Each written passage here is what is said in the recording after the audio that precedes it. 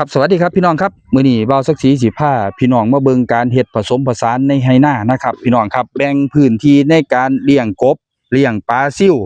นะครับพี่น้องแล้วก็เพาะพันธุ์กบเองอยู่นี่นะครับมีแบ่งปันให้สำหรับพ่อแม่พี่น้องผู้ใดสิเอาไปพร้อมเด้อครับพี่น้องครับเป็นการเฮ็ดการเกษตรแบบผสมผสานแล้วก็สร้างรายได้ไปนำในระหว่างเฮ็ดการเกษตรนะครับ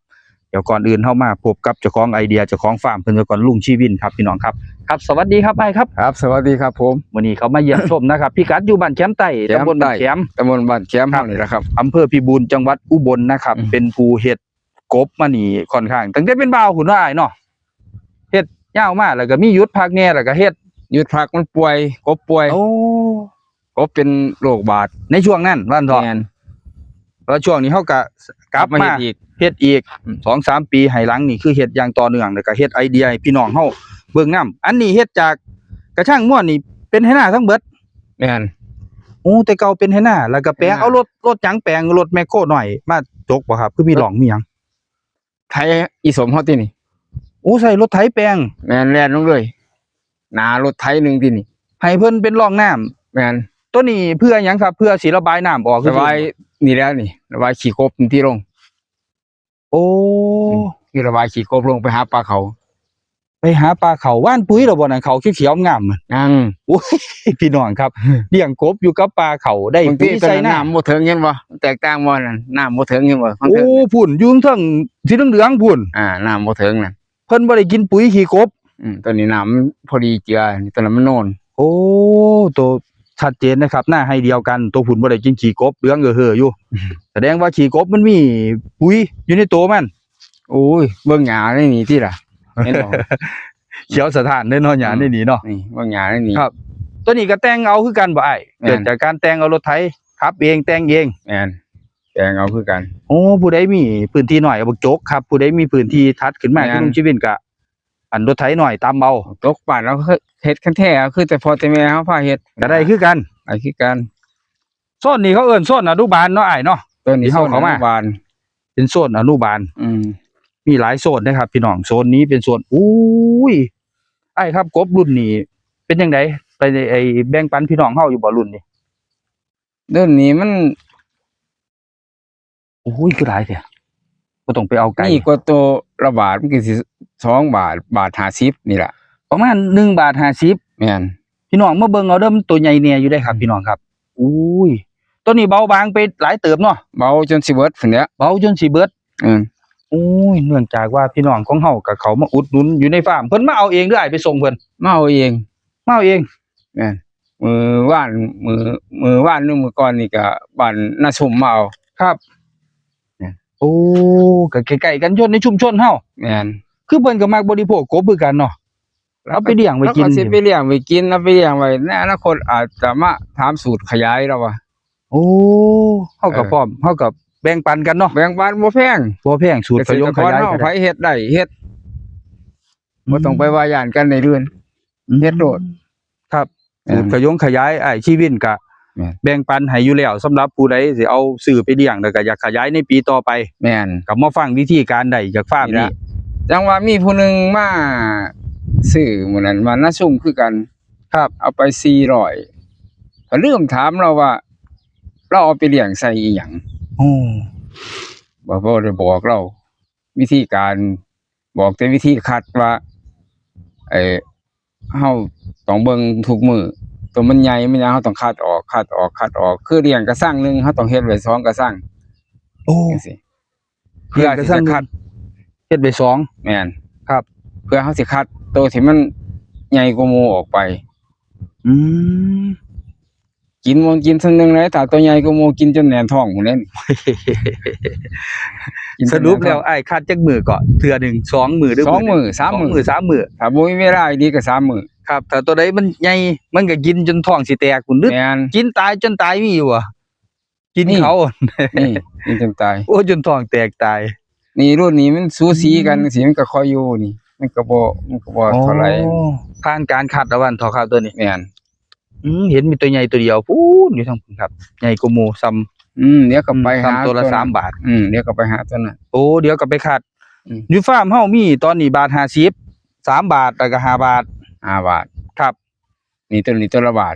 โอ้ตัวนี้โอ้นี่บาทเดียวคนนี้พี่น้องครับ เริ่มต้น1 บาทอู้ย แต่ แต ว่าก หมอ สวด แต่ว่าเฒ่าเป็นกว้างมาเห็นเฒ่าหน้าซุ่มมาเห็น ครับ เอาแล้วเราอะ ๆห้อยเอาแล้วครับ มันได้ แล้วว่าเขากำลังกัดหางเอาเลขเขาขายบาทหนึงแล้วอะ ตัวนี้กัดหางได้สักพักแล้ว โอ้เป็นตัวดำแล้ว โอ้แค่ถือว่าติดแล้ว เออ ถือว่าเอาไปเลี้ยงนี่บ่ผิดหวัง แม่น โอ้เป็นหยังจึงต้องเฮ็ดไอ้แพร่ให้เพิ่นน้ำครับ ถ้าอยู่รุมตัวเป็นหัวกก็กัด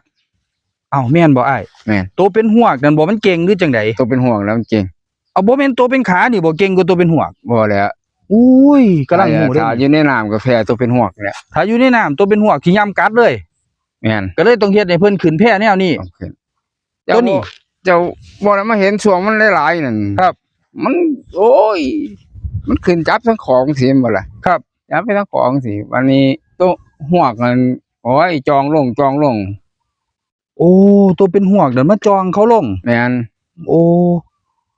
อุ้ยผมเข้าใจผิดตลอดได้อ้ายผมว่าแม่นตัวเป็นหวกนี่สิอ่อนแอกว่าตัวเป็นขา โอ้ยตัวเป็นขาอีกแล้ว โอ้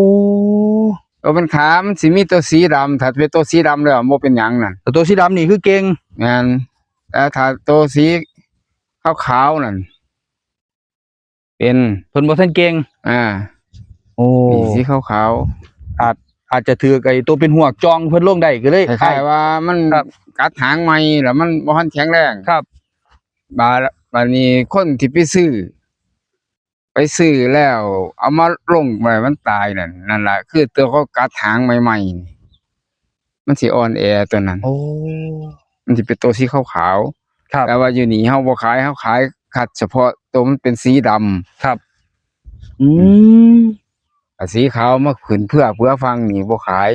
บ่ขายเพราะว่าเอาไปมีโอกาสที่สิ ตาย ตาย แม่น มันอ่อนแอ ไผเอาไปตายก็บ่ดี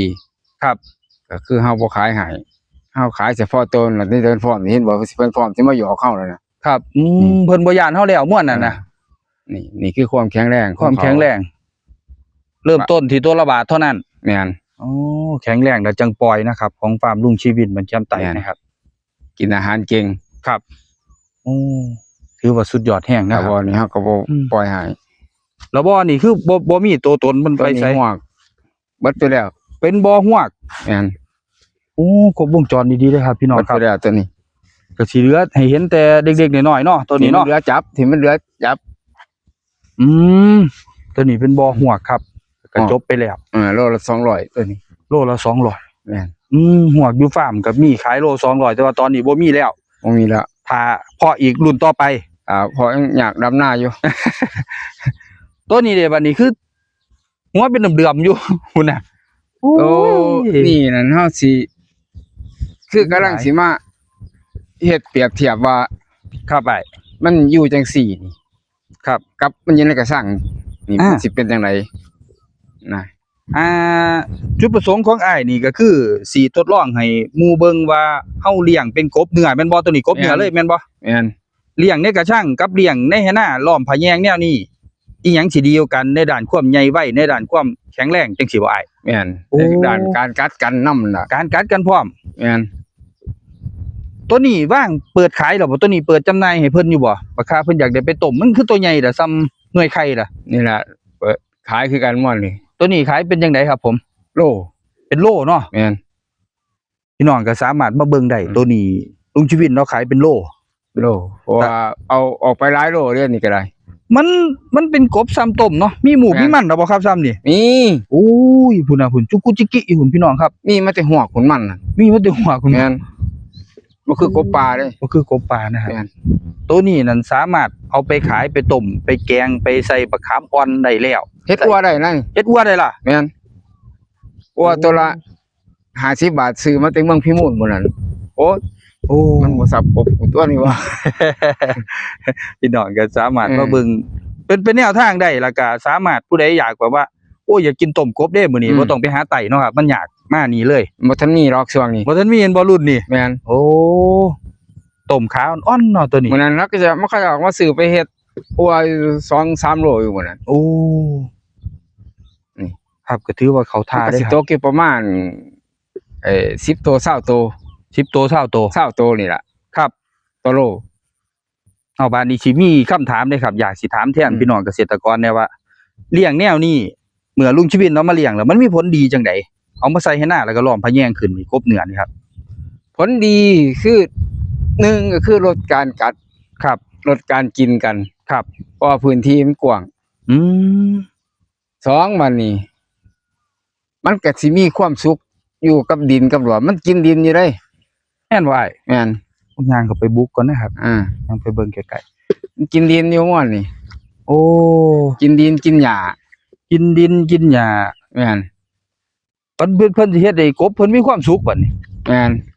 เอ็มว่ายังมื้อเช้ามานั่งข้างเป็นลำๆ แม่นครับผมมามื้อเช้านี่ เออ โอ้ยหลายเหรอเอ้าอัน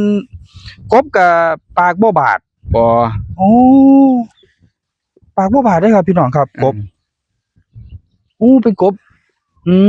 นี่ล่ะคือข้อดีเพิ่น นี่คือข้อดี บ่กัดกัน บ่ บ่ กัดกัน กินกัน เอ้า พื้นที่กว้าง บ่เห็นเต้นใส่กันยังคืออยู่กระสังเด้ แม่นครับ เออ ก็สร้างเต้นใส่กัน กระ ครั สั บ งเฮาว่าเนี่ยลงสิแล่นมาสวบขาสวบมือกันหมดเลย ครับ ตัวนี้สิเงียบ เงียบอยู่ไผอยู่มันกินแล้วก็แล้ว แม่น โอ้ จังซี่เห็นเฮาอยู่จังซี่ก็ยังบ่กัดกัน ครับ บ่เต้นใส่กันเด้ พื้นที่นี่ประมาณ6x8หรือ6x10ประมาณนี้เนาะ ว่า ไอ้ 8นี่บ่อยาก ประมาณ สิ แปด คือจะว่านี่ล่ะ 8ถึง10อ้ายเอาลงจักโต ห้อยตัวนี้บ่ได้นับเลยตัวนี้ เพราะว่าช่วงนั้นบ่มีกระสังใส่กบน้อย ก็เลยเอามาลงเลย หุบมาลงเลย โอ้เดี๋ยวเทื่อหน้าเด้อพี่น้องจัง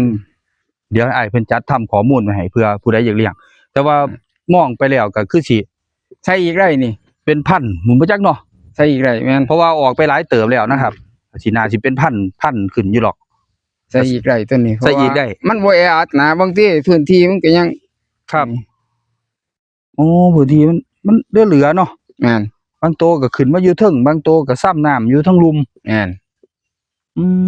ถ้ามายังมื้อเช้าสิเห็นหัวเป็นสลอนอยู่ทางข้างๆครับ มื้อเช้านี่ขามขาวๆน่ะถึกแสงแด แม่ ด นโอ้ขี่รถเข้ามานี่เห็นตัวนี้แล้วครับสะดุดเด่นกว่าหมู่เลย โอ้โดยวิธีการเลี้ยงประมาณจังซี่นะครับก็สามารถที่สิเฮ็ดให้เฮาสร้างรายได้ได้นี่แค่พื้นที่น้อยๆที่ลุงชีวินเพิ่นออกแบบเป็นโมเดลของเพิ่นนะครับเอารถไถหน่อยดัน แล้วก็ปลูกเขาวมองใดที่ได้รับน้ำนะครับน้ำกบเขาสีเขียวโดยบ่ต้องใส่ปุ๋ย แต่ว่ามองใดที่มันอยู่โน่น